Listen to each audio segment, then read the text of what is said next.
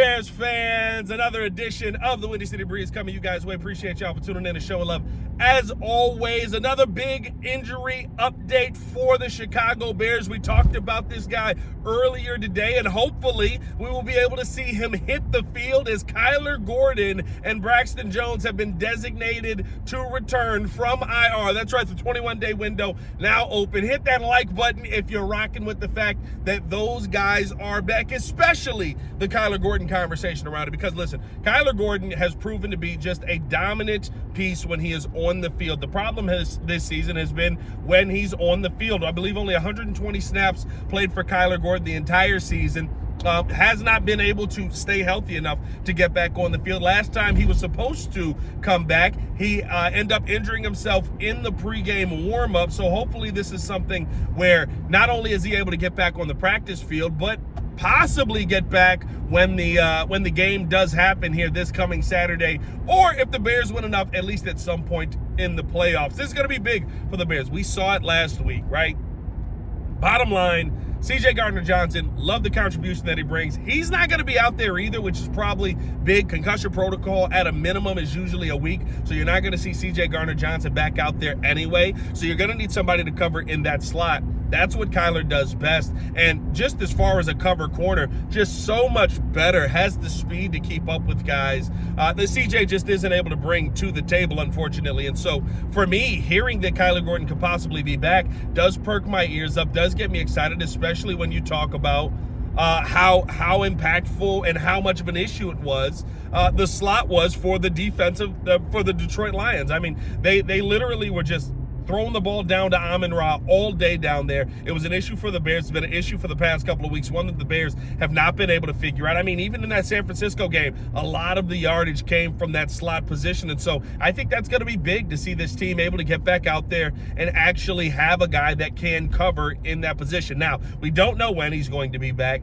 I would speculate that if you're going to open this window now, right, it's probably because there's an expectation that Kyler Gordon is going to be back for this game, but you also got to see how he's going to play at practice. This is a ramping up period, and the problem is, right, Kyler's been fine when he's on the field, but it's been so stop and go this year. Can you count on him to get back onto the field, or to get on the field and stay on the field? Because what you don't want to do is rush Kyler back this week, and I get it, it's a do or die week. Like, it is bottom line, either you win the game or you're out.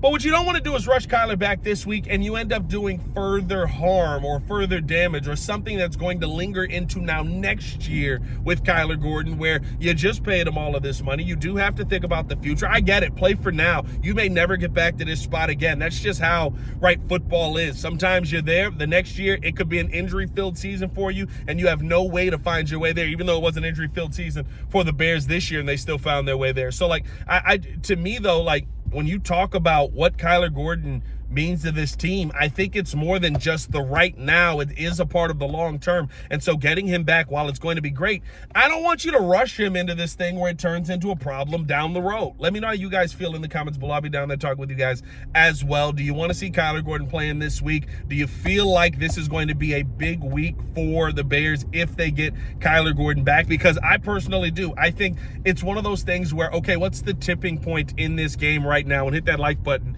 if you're rocking with me on the channel today. Also drop an FGB just off rip. It's a Bears channel. We're doing Bears content. Chicago Sports Channel, but it's a Bears channel today. We're doing Bears content. Drop an FGB just off the love, right?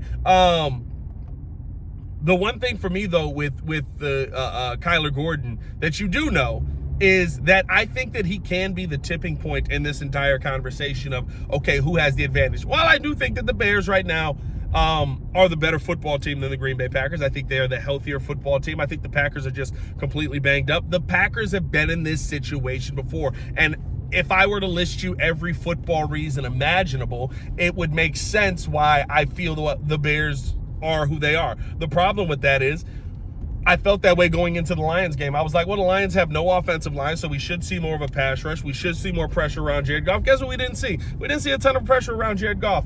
to me, that's the tipping point that Kyler Gordon brings into this game. So if you're going to get Kyler back for a do-or-die game here, right, the pressure that he can provide on Jordan Love, the coverage that he allows, right now you don't have to worry about somebody else dropping back in coverage and trying to blitz Kyler Gordon. Maybe you have Kyler drop back in coverage, which he's actually good at, and you can actually bring Jaquan Brisker off of that edge, right? Like it allows Dennis Allen to play with the DB position a lot more and create some of that pressure that we saw them creating early on in the season that was forcing quarterbacks to at least have to peek at the line and maybe get rid of the football a little quicker than maybe what they want to. You speed that clock up, you force mistakes. Jordan Love is the kind of quarterback that will make major mistakes in the